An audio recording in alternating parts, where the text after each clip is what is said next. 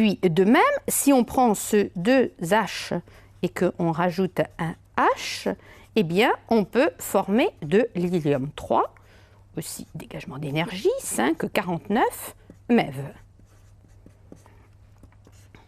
Ces deux réactions, d'ailleurs, si je les additionne en multipliant par 2, ça peut encore s'écrire 1, 2, 3 multiplié par 2, 6 H1, qui va nous donner, évidemment, les H2 ici se simplifient, qui va nous donner 2 hélium 3. Et ces 2 hélium 3,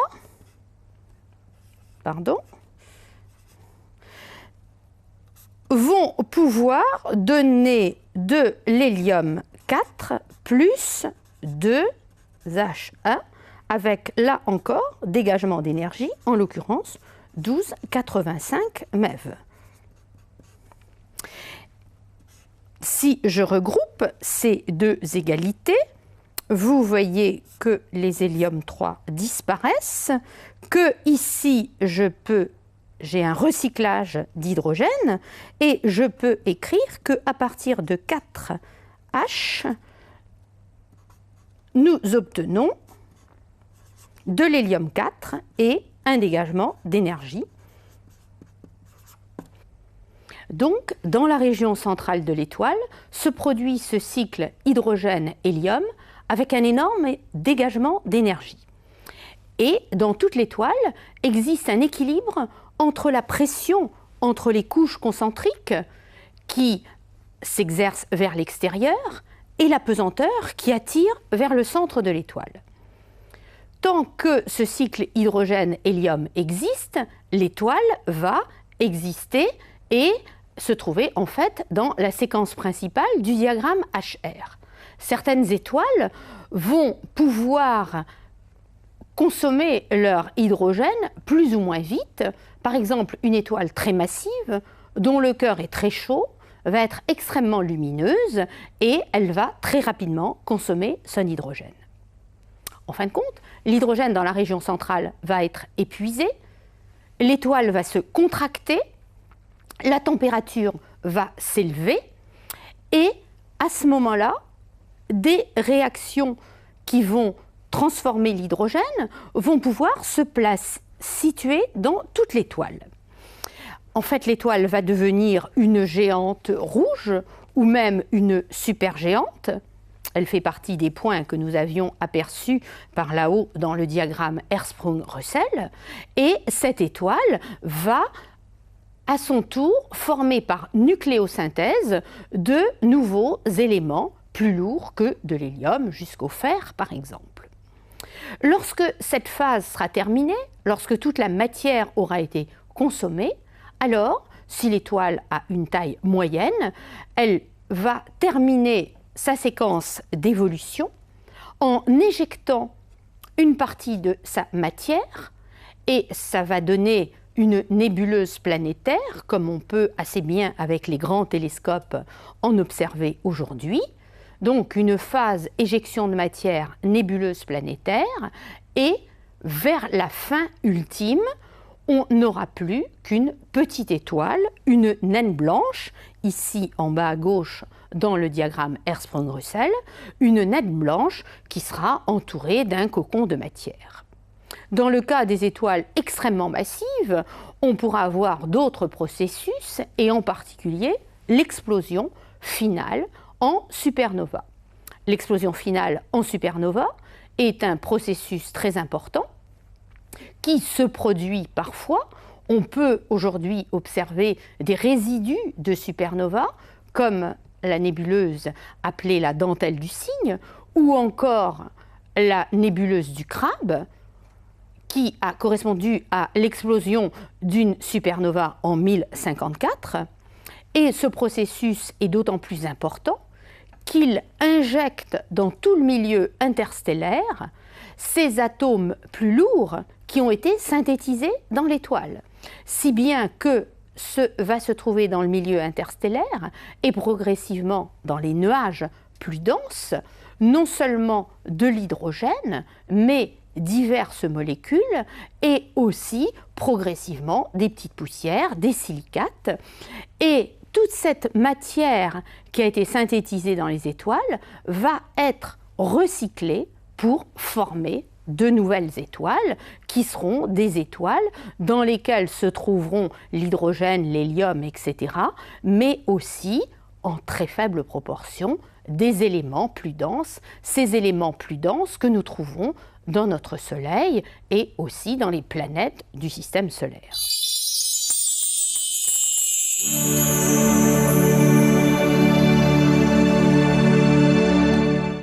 Abordons donc les propriétés de l'étoile Soleil.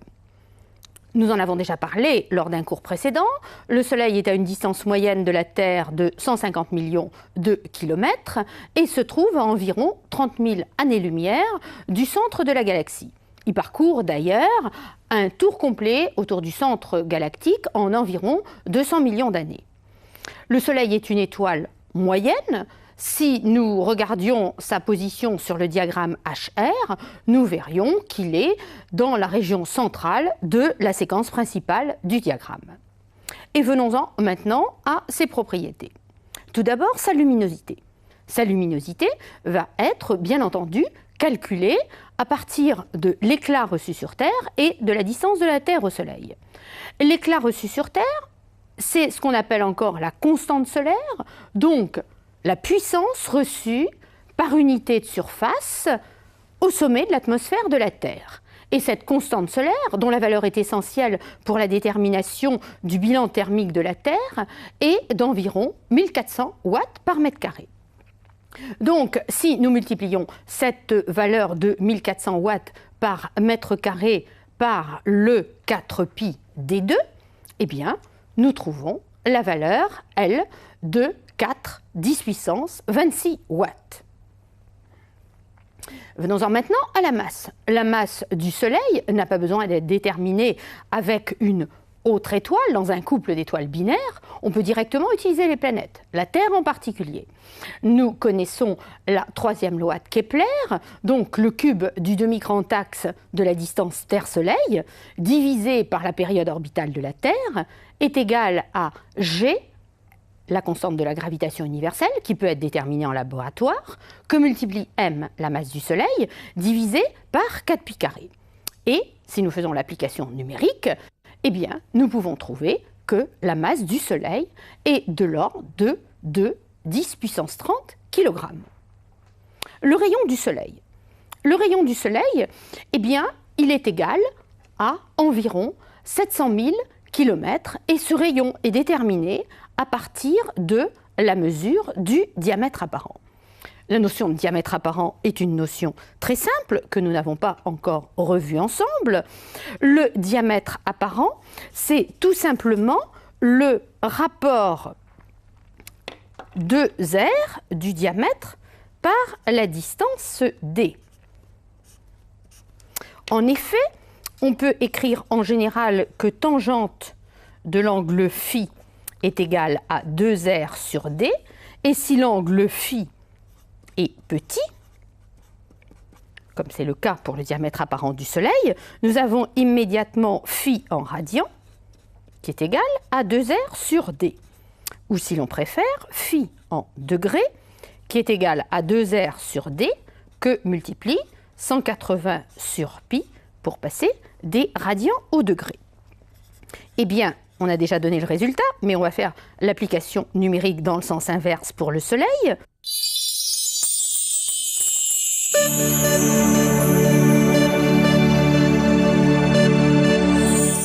R égale 700 000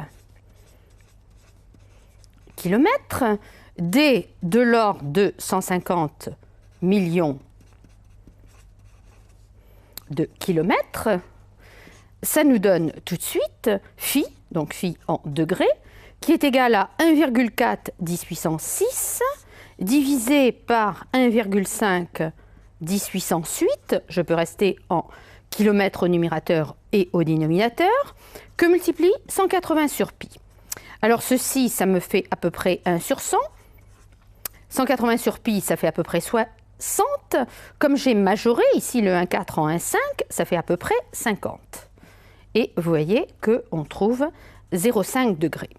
Alors cette valeur, il est intéressant de se rappeler, le diamètre apparent du Soleil est donc de 0,5 degrés.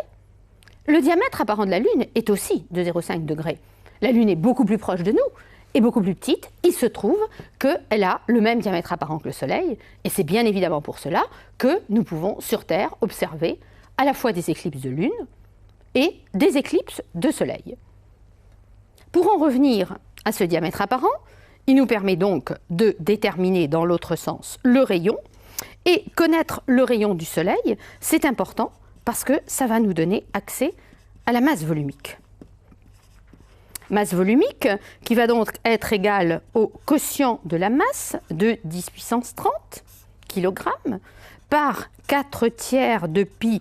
Je calcule ici le volume. Je vais faire attention à travailler en SI. Donc je vais écrire 0,7 10 puissance 9 au cube. Et tout calcul fait, ça nous fait environ 1400 kg par mètre cube.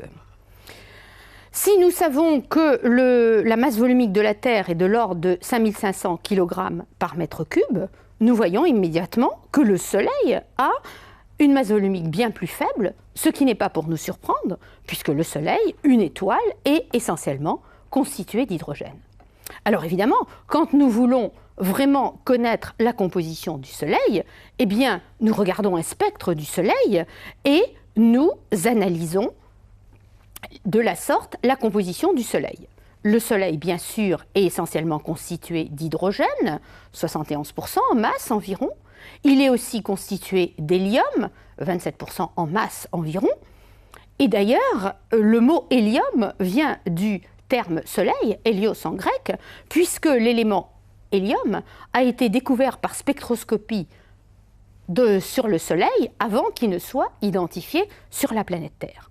Donc le Soleil, de l'hydrogène, de l'hélium et de nombreux composants minoritaires qui donnent le nombre considérable de raies spectrales qu'on aperçoit sur un spectre solaire, ne serait-ce qu'en lumière visible, et toutes ces raies proviennent de ces éléments minoritaires qui ont été inclus dans la nébuleuse primitive. Évidemment, l'analyse spectrale du Soleil nous donne aussi accès à la température du Soleil. Et bien sûr, la température du Soleil qui peut être déterminée à partir d'un spectre du Soleil, à partir de la loi de Wien, eh bien, cette température est de l'ordre de 5700 à 5800 Kelvin.